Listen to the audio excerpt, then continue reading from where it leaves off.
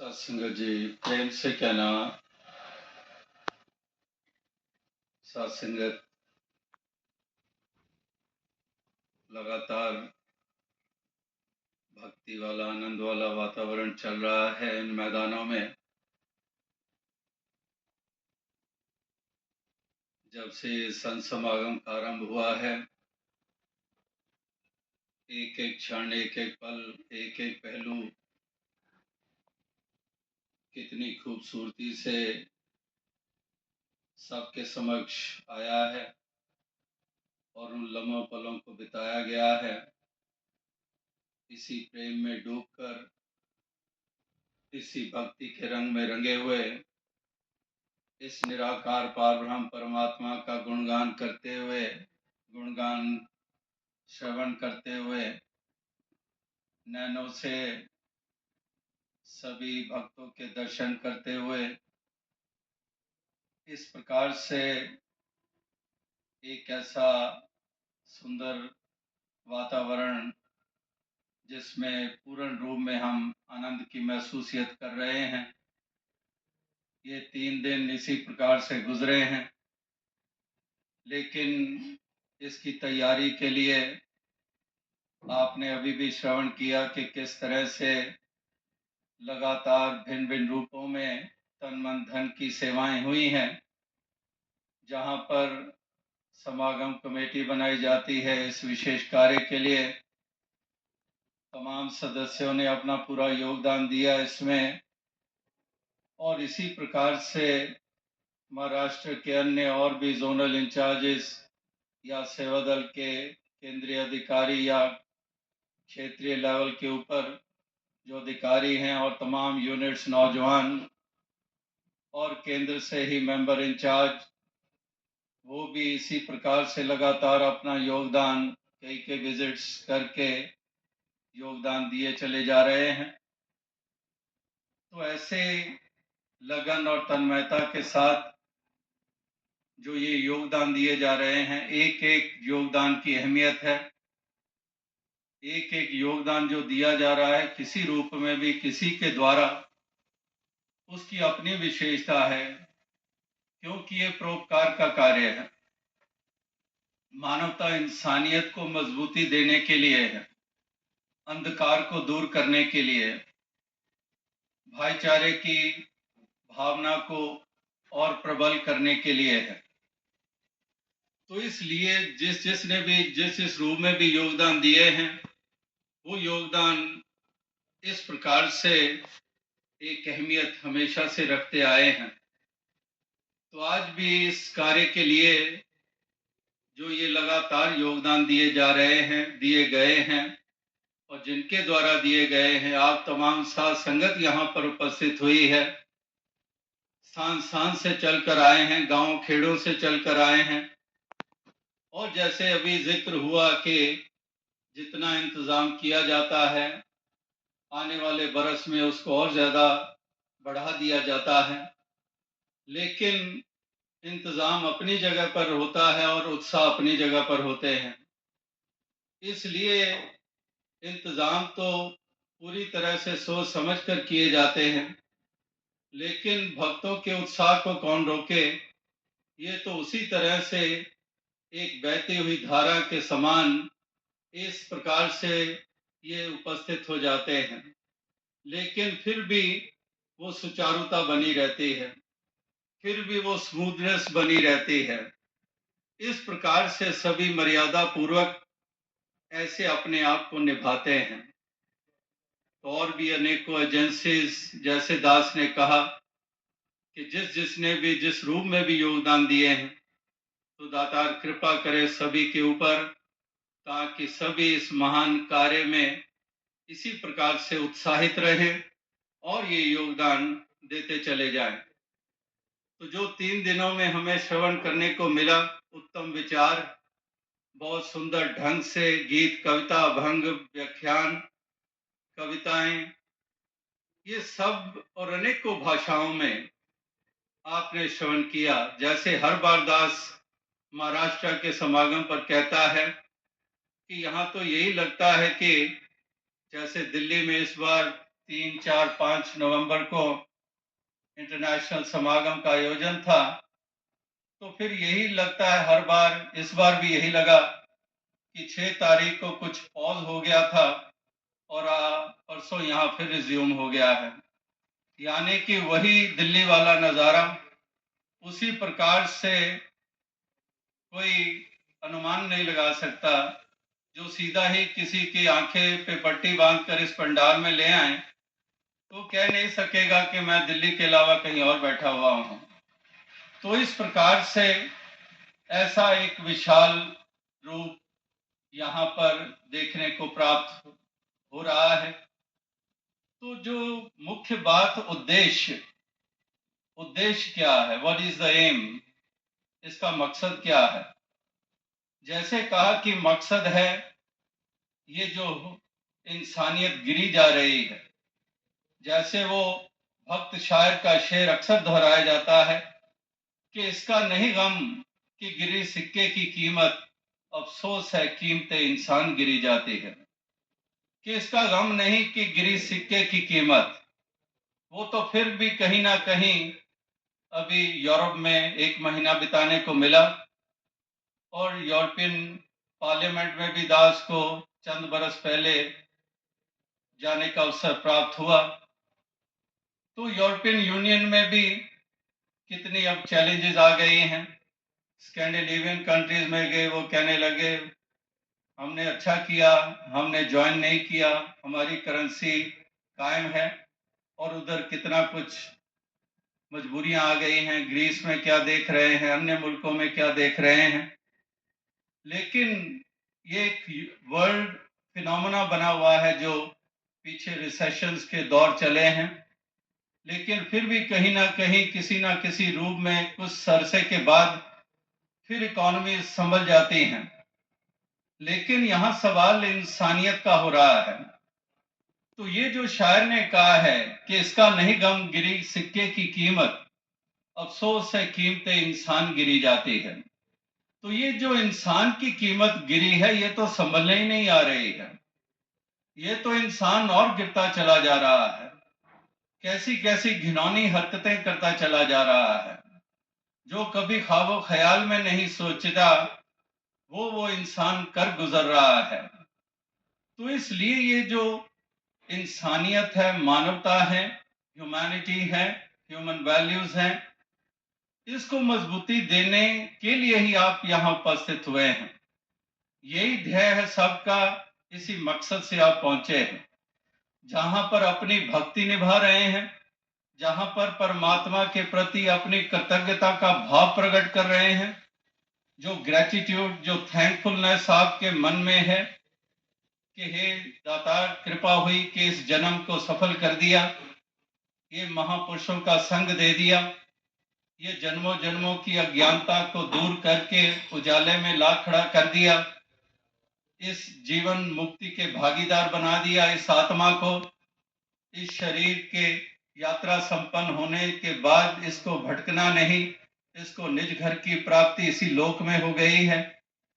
तो इस प्रकार से इसके लिए कृतज्ञता का भाव, थैंकफुलनेस, कि तेरी कृपा है दाता, शुक्र है, शुक्र है तूने जीवन का सबसे महत्वपूर्ण जो मकसद था उसको पूरा करा दिया है। तेरी कृपा है, हमें भागीदार बना दिया उस दौलत का, जिस दौलत को बड़े तपी तपीश्वर शरीरों को सुखा सुखा कर भी ना प्राप्त कर पाए, हमें सहज में ही वो प्रदान कर दिया गया। तेरी कृपा है। तो वो शुक्राना भी लेकर आए हैं और साथ ही साथ इस मानव के रुतबे को बुलंद करने के लिए मानवीय गुणों से युक्त होकर जीवन जीने की प्रेरणाएं दी जा रही हैं कि इंसान इस कदर इस मानवता के डगर पर चल निकले, इंसानियत के रास्ते पे चल निकले।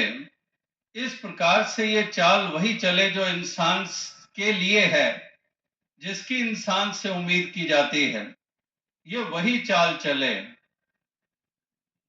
और योनियों वाले पशु पंछी जानवरों को देखते हैं, वो अपनी चाल चलते रहते हैं, वो अपनी चाल उसी तरह से कायम रखते हैं। लेकिन इंसान से जो उम्मीद की जाती है जिस चाल की, इंसान सदियां और युग बीत गए अभी भी सीखा नहीं है। अभी भी इसकी बहकी और भटकी हुई चाल है। अभी भी ये इंसानियत के गुणों से युक्त नहीं हो पा रहा है। अभी भी इसकी पहचान इंसान वाली बन नहीं रही है, क्योंकि इंसान की पहचान इंसानियत के कारण है। जैसे शक्कर की पहचान उसकी मिठास के कारण है, नमक की पहचान उसके नमकीनपन के कारण है। इसी प्रकार से इंसान की असल पहचान तो इंसानियत के कारण ही है। लेकिन अगर इंसानियत ही हाथ ना रही तो फिर इंसान कहां पर हम रहे। इसीलिए कहना पड़ा कि करतूत पशु की मानुष जात, कि करतूत हमारी पशुओं से भी बदतर और मानव जाति में हम कहलाए जाते हैं। तो इसलिए इस ह्यूमैनिटी को, इस मानवता को, इस इंसानियत को मजबूत करने के लिए आप सभी उपस्थित हुए हैं। और आप ये भी जानते हैं कि humanity is the true religion, कि ये धर्म सच्चा धर्म है। All the saints and profits, they all established only one religion, and that was the religion of humanity. मानवता का ही धर्म का स्थापन हुआ था। लेकिन आज धर्म तो है और धर्मों के नाम पर लड़ाइयां भी हैं, मजहब मिल्लत की दीवारें भी हैं। लेकिन ये नहीं इंसान जानता और महसूस करता और सोचता कि ये झगड़े और ये फसाद, ये लड़ाइयां, मजहब मिल्लत की दीवारें खड़ी करना, इसके पीछे कारण यही है कि धर्म की सार को खुद ही नहीं जाना है। धर्म के मायने क्या है, धर्म कहते किसको हैं। हजरत ईसा मसीह जी, राम जी ने, कृष्ण जी ने, हजरत मोहम्मद साहब ने, श्री गुरु नानक देव जी महाराज ने कौन से धर्म की स्थापना की थी। उन्होंने सभी ने मानवता और इंसानियत के धर्म की ही स्थापना की थी। तो हम इंसानियत का दामन छोड़कर अपने आप को धर्मी कहलाना चाहते हैं, क्योंकि हम पाठ पूजा करते हैं, क्योंकि हम यात्राएं करते हैं, क्योंकि हम एक दिन को पावन पवित्र मानकर उपवास करते हैं, क्योंकि हम माला फेरते हैं, क्योंकि हम ये करते हैं वो करते हैं, और इसको हमने धर्म की पहचान मान लिया। लेकिन गुरु पीर पैगंबरों ने जो धार्मिक होने की पहचान बताई है कि दया धर्म का मूल है, पाप मूल अभिमान, तुलसी दया न छोड़िए जब लग घट में प्राण, कि जो धर्म की परिभाषा उन्होंने बताई है कि कौन से इंग्रेडिएंट्स हैं धर्म में। हर चीज के बारे में कहते हैं इसके ये इंग्रेडिएंट्स है, इसके ये है, इसके वो है। तो धर्म के बारे में भी संक्षिप्त रूप में कह दिया कि दया दया धर्म का मूल है, पाप मूल अभिमान, तुलसी दया न छोड़िए जब लग घट में प्राण। तो ये धर्म की परिभाषा बताई है। लेकिन जैसे कहा, कल भी कहा कि रिचुअल्स को ही हमने, डॉगमास को ही हमने धर्म की पहचान बना लिया, और इसीलिए हम मानवता से दूर हो गए, हम मूल से दूर हो गए। जो ट्रू एसेंस ऑफ रिलीजन है वो ट्रू एसेंस अलोप हो गया है। इसीलिए दुर्गंध, फसाद, झगड़े, जुल्म सितम, ये सभी कुछ हमें देखने को मिल रहा है। और मानव इस कदर गिरता चला जा रहा है, लोभ लालच में आकर, संकीर्णताओं के कारण किस कदर ये इंसान गिरता चला जा रहा है। तो इसी गिरते हुए इंसान को उभारने के लिए, इसको अपनी असली पहचान में स्थापित करने के लिए, इसका असली जो वजूद है उसका एहसास कराने के लिए ही आप ऐसे समागम की रचना करते हैं, ताकि ये संदेश पहुंचे। संत तुकाराम जी की वाणी जो वो कह रहे हैं कि ऐसे परमात्मा ईश्वर निराकार, इस परम अस्तित्व की अंश हैं हम, और इसलिए इसकी ही हमने पहचान करनी है, इसी को ही प्रधानता देनी है, इसी के नूर को हमने जानना है, इसी के नूर को हमने इस कदर इसके प्रति अपने मन में वो भाव रखने हैं। तो ये संत तुकाराम जी, नामदेव जी, समर्थ गुरु रामदास जी, संत ज्ञानेश्वर जी इत्यादि ये तमाम महापुरुषों भक्तों ने इसी प्रकार से ये संदेश, ये पैगाम दिए हैं कि इंसान इस बात को समझे कि तुझ सगुण मनो कि निर्गुण रे, सगुण निर्गुण एक गोविंद रे। कि इस प्रकार से ये सरगुण और निर्गुण एक गोविंद ही है, एक नूर है सबके अंदर, नर है चाहे नारी है, एक नूर ही समाया हुआ है। ब्राह्मण क्षत्रिय वैश्य हरिजन एक की खलकत सारी है। अभी भी थोड़ी देर पहले आपने अवतार वाणी 6 अलग अलग भाषाओं में श्रवण की। ये भी शहंशाह बाबा अवतार सिंह जी के वचन है कि एक नूर है सब दे अंदर, नर है चाहे नारी है, ब्राह्मण क्षत्रिय वैश्य हरिजन एक दी खलकत सारी है। तो एक की ही खलकत है। निर्गुण सरगुण जो बात कही कि एक गोविंद रे, कि एक गोविंद परमात्मा ही है, एक निराकार ही है। इसी एक के ऊपर केंद्रित हो जाएं, इस एक को ही जीवन में प्रधानता दें। इस एक का जीवन में ना होना ही हमारा गिरने का कारण बनता है, इस आत्मा के बंधन में पड़े रहने का कारण बनता है। ये आत्मा कब से इस एक से बिछड़ी हुई है, इसी की अंश होकर भी इससे बिछड़ी हुई है। कबीर जी के भी वचन अभी थोड़ी देर पहले आपने सुने कि जल में मीन प्यासी मोए सुन सुनावे हासी, कि जल में रहकर भी जल के लिए भटक रही है मछली। इसी प्रकार से आत्मा परमात्मा की अंश होकर भी इससे जुदा है। वो जुदाई फिजिकल नहीं है, वो जुदाई है तो एक इग्नोरेंस के कारण है, ड्यू टू इग्नोरेंस, एक अंधकार के कारण है ये जुदाई जो है। और वाकई ही ये प्यास इसके बगैर बुझने वाली नहीं है। 7 युगों की यही कहानी, मैं मछली तू पानी। कि इस प्रकार से ये यही प्यास कि मैं मछली, अभी ये भी आपने थोड़ी देर पहले सुना कि तू दरियाओ मेरा दाना बीना, मैं मछली कैसे अंत लहा, जय जय देखा तह तह तू है, तुझसे निकसी फूट भरा। कि मछली मैं हूं और तू सागर है। तो वाकई ही इस प्रकार से ये अगर जल प्राप्त हो जाए, ये पानी प्राप्त हो जाए तो मछली नाच उठती है, उसके जीवन में रवानगी आ जाती है। अगर मछली को कुछ देर के लिए भी पानी से बाहर निकाल दें, उससे फिर पूछे क्या हालत हो रही है उसकी। और आत्मा जो जन्मों जन्मों से बिछड़ी हुई है, इसकी क्या हालत हो रही होगी। और इसको राहत देने वाला मिल जाए कोई, तो उससे बड़ा उपकार क्या होगा। धन दौलत तो मिल जाते हैं, रिद्धियां सिद्धियां से भी प्राप्त हो जाते हैं, बहुत बहुत साधन इस्तेमाल करते हैं, दुनियावी दौलतें जो इस लोक में भी साथ छोड़ जाती हैं, उसके लिए तो बहुत कुछ करते हैं और करने वाले देने वाले का उपकार मानते हैं। लेकिन आत्मा जो जन्मों जन्मों से भटकी हुई है, इसको ठहराव मिल जाए, इससे बड़ा उपकार और क्या होगा। तो इसलिए ब्रह्म ज्ञानी उपकारी संत होते हैं जो आत्मा का कल्याण करते हैं। और आत्मा का जहां कल्याण हुआ, वहां पर इस मन में भी रोशनी स्थापित हो जाती है। और इसीलिए महापुरुष कहते हैं कि ये समा हाथों से निकलता जा रहा है, एक एक पल जा रहा है, एक एक क्षण जा रहा है, ये कभी इस प्रकार से रुका नहीं रहेगा।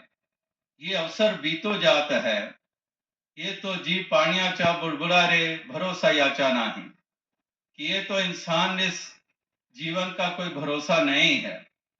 तुकाराम जी के वो वचन तो दास शायद पता नहीं कितने वर्षों से दोहरा रहा है कि रात्र गेली दिवस गेले, आयुष गेले, जन्म आए उनका आए अकेले, विषयाचे सुख घेता हर घड़ी चिंता, पुन्हा नाई जन्म रे आता, संसाराचे मोठे कोडे आणि तितके होते थोडे, तुका मणे का गुण तलाशी, सब पताड़ा नरका जाशी। तो इस प्रकार से ये तुकाराम जी के वचन ही नहीं, तमाम संतों महात्माओं के हैं कि इंसान रात्र गेली दिवस गेले, आयुष गेले, रात भी गई दिन भी गया, आयु भी गई, जन्म भी गया। जन्मा है तू काय के लिए, तूने किया ही क्या आखिर। सब कुछ चला गया, ईच मोमेंट ये जाती रही हाथों से, लेकिन तूने किया क्या। महल माड़ियां, शोहरत, सब कुछ हासिल किया। ये तो कहा है कि सुत दारा और लक्ष्मी पापी को भी होए। ये सुत दारा और लक्ष्मी, संतान, पत्नी, दौलत, ये तो पापियों को भी प्राप्त हो जाती है। फिर तूने क्या किया। सुत दार और लक्ष्मी पापी के भी होए, संत समागम हरि कथा तुलसी दुर्लभ दोए। तो वाकई ही ये असल प्राप्ति करने के लिए ही तुझे ये जन्म मिला है। तो इस प्रकार से जन्म को मत गवा। विषयाचे सुख घेता, कि विषयों में पड़ा हुआ है, उसमें सुकून ले रहा है, लेकिन ये नहीं जानता कि ये कितनी बड़ी जहर है। विषयाचे सुख घेता, हर घड़ी चिंता, पुन्हा नाई जन्म रे आता। ये जन्म, फिर आगे तो भोग योनियां हैं। आगे तो जितनी योनियां हैं भोगना पड़ेगा। भोग योनियां है ये योनि हमें प्राप्त हुई है कर्म करने के लिए।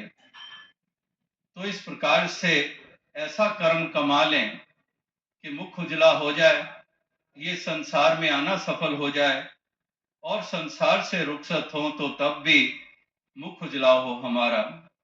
इस प्रकार से ये संतों महापुरुषों ने ये संदेश और ये पैगाम दिया है।